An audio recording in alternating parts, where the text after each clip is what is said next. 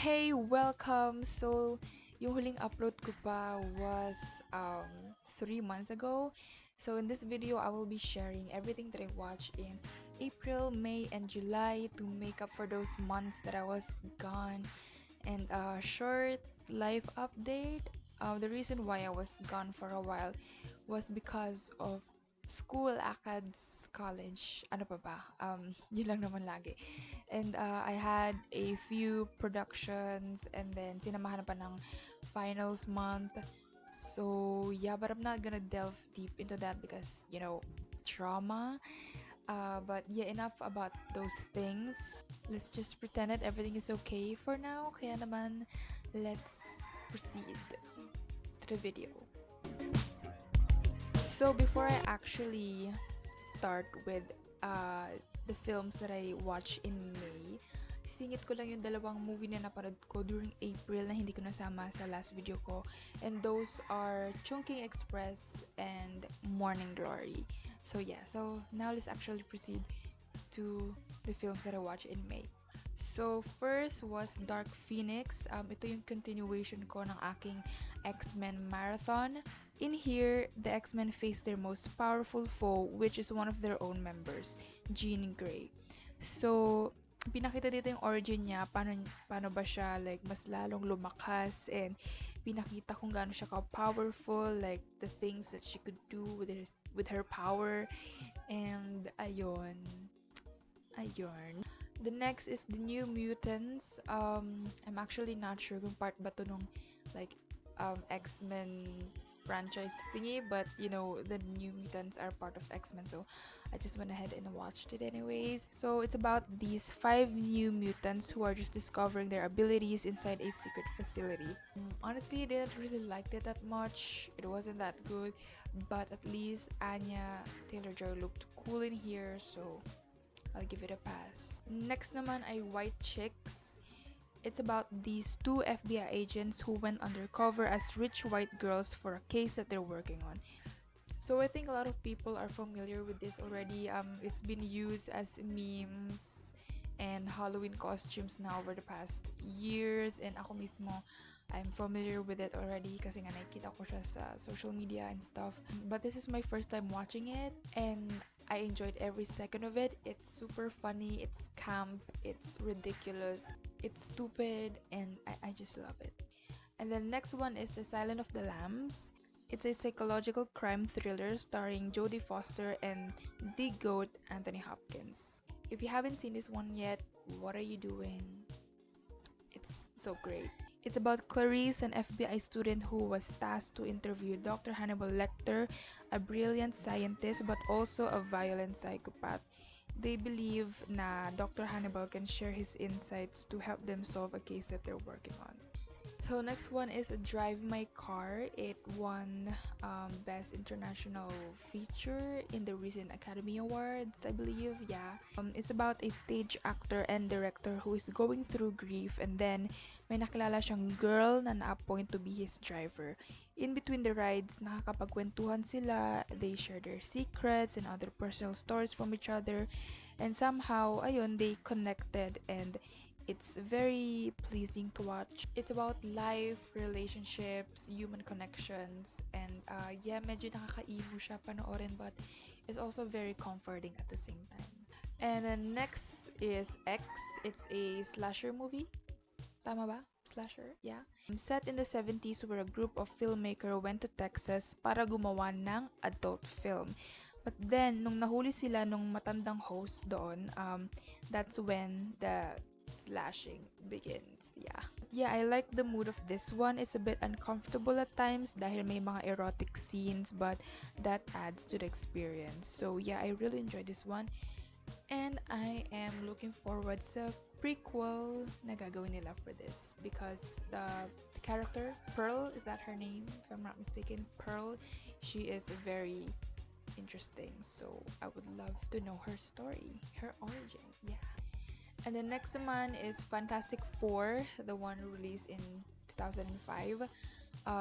So after nung X-Men marathon thingy ko, I went naman with the Fantastic Four franchise. I actually feel like napanood ko na to before nung bata pa ako, but of course, nalimutan ko na mga nangyari. So, pinanood ko ulit as if it's the first time. And ayun, parang ewan lang pala yung mga Fantastic Four movies, no? But I'm gonna let it pass because the casts are hot. So, yeah. And then the next one is a documentary entitled The Kingmaker. It's about Imelda Marcos, her controversial political career, and yeah, parang POV nila to, like the stories came directly from them. They were directly interviewed and stuff like that. I highly recommend this one because yeah, it's important to know your facts and know your history. And then continuation ng aking Fantastic Four marathon is of course Fantastic Four The Silver Surfer. Ayun, same sentiments. It was I don't even know, to be honest. It wasn't good. There were some cheesy moments, but I guess it's also fun. And then next is 8th Grade, a film by Bo Burnham. It's a coming of age film about a 13-year-old girl going through her last week of middle school. So, nakarelate ako dito because pareho kami ni Kayla na shy, introverted, awkward girl na gumagawa ng YouTube videos. Wow! It's well made and it feels very real. So, I feel seen. Thank you, Bo Burnham. And then the next is The Young Girls of Rochefort. It's a musical about two sisters living in Rochefort as they both search for love. It's a feel-good movie, nakaka-uplift yung songs, yung characters, and especially yung colors and production design. For some reason, it reminds me of macaroons. I don't know, parang I feel like if magiging pagkain tong movie na to, it would be a type of dessert. And the next one is Everything Everywhere All at Once. So super na-hype to sa social media. The moment na I found out na it's available for streaming, I dropped all my plans and watched it agad-agad. And it did not disappoint. It's that good. And it's right up my alley. Alam mo yun, it's comedy, it's random, it's a bit weird, but it has a heart to it. Ayun, I love it so much and I do think that it deserves the hype and the praise and the recognition. There was this one scene that just made me cry my eyeballs out, and I know that you know what I'm talking about. Do you still want to do your party? We can do whatever we want.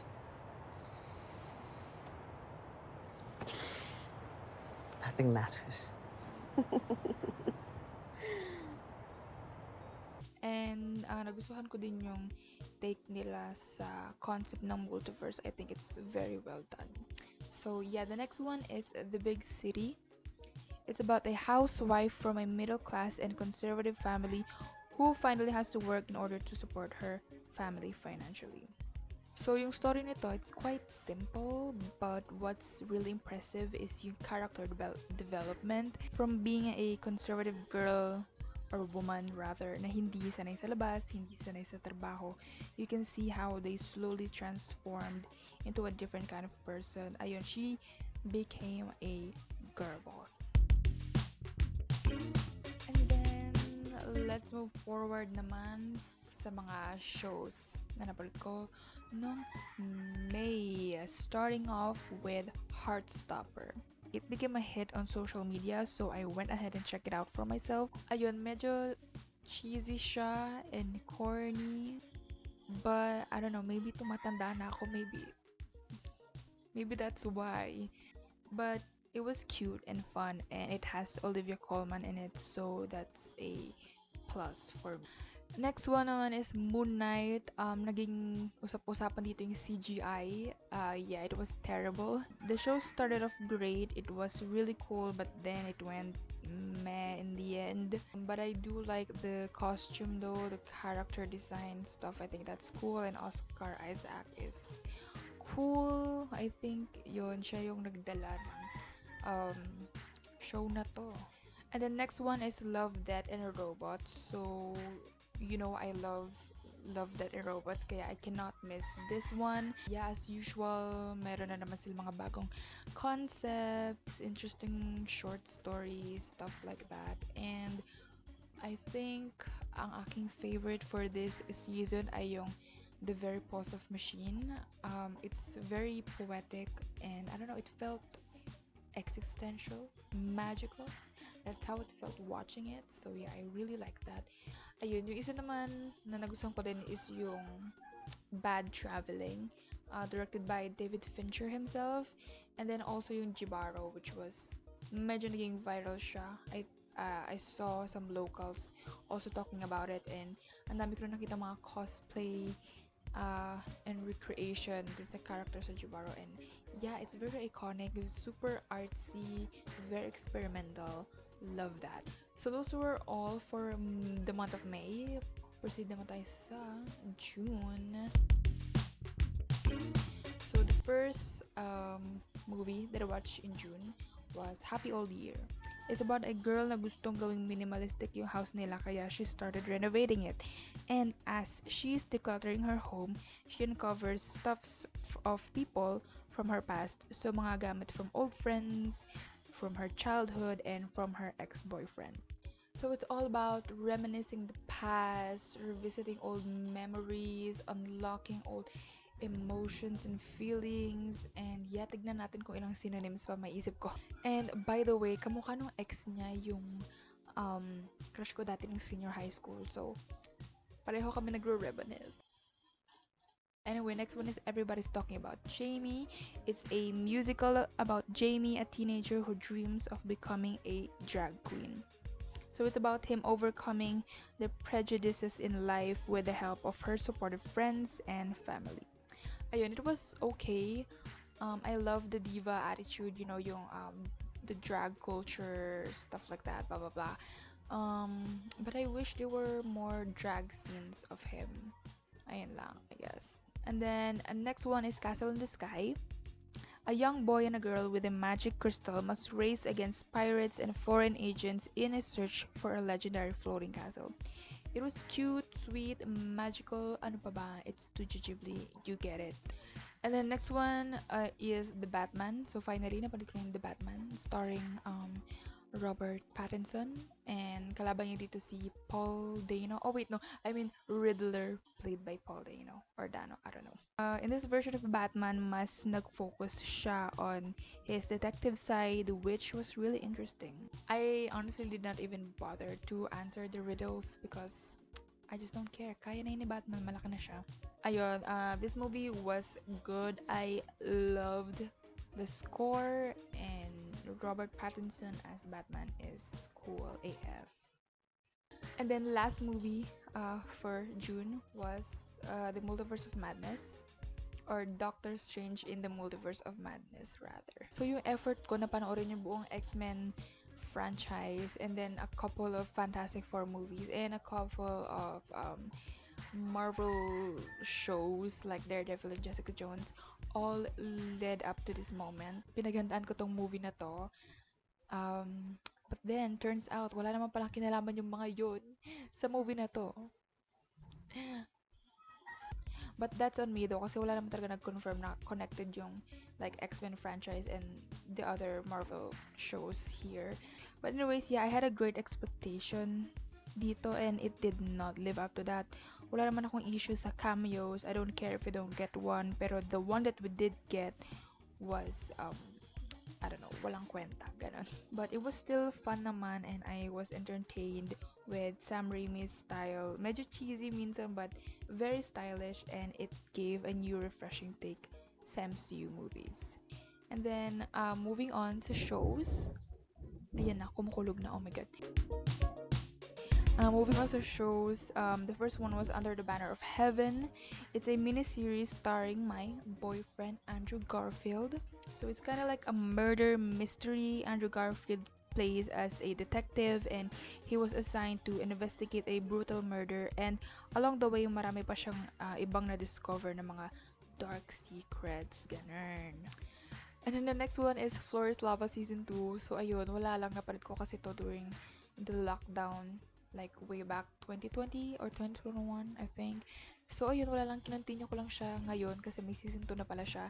And then for this season, ayun, mas nag-level up sila, nagbago yung mga sets, and ayun lang. And then last show for June, I don't know why I'm doing this, but the last show is Man versus Bee. It's a Netflix show starring Rowan Atkinson where he plays a house sitter for a wealthy couple's home. And in there, he finds himself chasing a bee. And ayun lang yung kwento niya. It's super simple. It's just about him na chasing this bee to the point na ang dami niya nang nasira dun sa bahay. Ang gulo-gulo na, hindi niya na nagawa ng maayos yung trabaho niya. And yet, hindi niya pa rin talaga mahuli-huli yung bee. It's very light and quick lang siya. Like, if you're bored or if you're feeling down maybe and you don't wanna watch something na masyadong deep or like critical, then maybe you can put this on kasi it doesn't require your brain while watching it. So yeah. And then those are all for June. Ayan na, let's proceed na sa July. So sa July, honestly, ang napanood ko lang ay dalawa. Yes, this is my peak cinephile era. Dalawang movies ang napanood ko in a whole month. So the first one was The Gray Man. Confession, I did not pay attention to this movie. Sa totoo lang, ginawa ko lang siyang background noise. But this is how the premise goes. When the CEI's most skilled mercenary known as Court Gentry, aka Sheriff Six, accidentally uncovers dark agency's secrets, he becomes a primary target and is hunted around the world by psychopathic former colleague Lloyd Hansen and international assassins. Yeah. And then the next one is Portrait of a Lady on Fire. This is a rewatch. I remember being shook during my first watch of this movie. Unfortunately, it did not give me the same feeling during the second time. But nonetheless, I still consider this as a masterpiece. It's one of the most beautiful movies I've ever seen, and yeah, the reason why I did not had the same feeling during my second viewing is because syempre alam ko rin mangyayari, alam ko rin yung ending, and yeah, that's on me. It's not on the movie, that's on me. Okay, so moving on na with the shows. So first thing first, in July was Stranger Things Season 4. So counted na dito yung both Volume 1 and 2. I really enjoyed this season. I think it's a lot better than Season 2 and 3. So they're back on track. Although okay din naman yung Season 2, but yeah, you know what I mean. However, ang daming storylines na kailangan tutukan, so it's a bit of a drag dahil yung iba naman ay hindi ganon ka-significant and may ilang characters din na medyo nabaliwala. But overall, it was really good. I'm one of those people na hindi makaget over sa episode 4. Sadie Sink, you are a legend, girl. Anyway, the next one is The Umbrella Academy Season 3. So another confession, ginawa ko lang din siyang background noise because for some reason, every time na I try to watch The Umbrella Academy, something pops up. Like, may kailangan akong biglang gawin. So, I couldn't really pay attention to this show. But yeah, so far, ang mga naalala ko lang here is yung character ni Allison. I think she downgraded. She was annoying this season. Pangalawa ay si Luther. Luther had a new love interest which is parang kapatid niya na naman kasi it has the same dad as him. And then third, si Claus. He mentioned menudo plenty of times. And of course, the Footloose dance showdown something. How can I forget that? That was actually really fun. And then next is Miss Marvel. So it's another Disney Plus show where they introduce a new Marvel character for the MCU. So it's fun, it's cute, and medyo kakaibang style din siya, pang bagets, ganun. I like Tamala. She's sweet, she's cute, and I also like how the actress is a Marvel nerd in real life, so that's really fun and yeah, good for her. And now down to the last two was RuPaul's Drag Race All Star Season 7. So this season is an all winners season. So lahat ng cast ay mga winners na from the past season. Yeah. And I can say na this is one of the best seasons sa kabuuan ng Drag Race franchise because literal na walang tapon ang mga cast. Like, literally, hindi sila nag-eliminate. And I hope na ganun nga yung gawin nila sa mga susunod pa na season, para hindi nasasayang yung mga efforts ng queens, like yung mga preparations nila, and mas equal yung screen time sa lahat ng cast. So ayun, sa season na to, lahat ng runway looks ay toot, and lahat ng queens ay magagaling, kaya naman it's very interesting to watch, and nakakatawa silang lahat. I love them. And ito na, last but not least, I'm running out of breath. Last but not least is the Newsroom Season 1. So, ni-require itong ipanood sa amin in one of our subjects. And after watching episode 1, dahil episode 1 lang naman yung required namin panoorin, I fell in love with the show. I was really amazed. Pilot episode pa lang, it was really bomb agad. The writing and the performances are great. I love the witty dialogues. So the story is about people who work for a news program. So pinapakita rito yung behind the scenes on how they do stuffs, and yung mga news na binabalitan nila are based on real life events. So ayun, it's really well made. So ayan, dahil kumukulog na, I'm gonna end this video na. That's all. That's everything that I've watched during May, June, July. And yeah, thank you so much for watching this video, and I'll see you on the next one.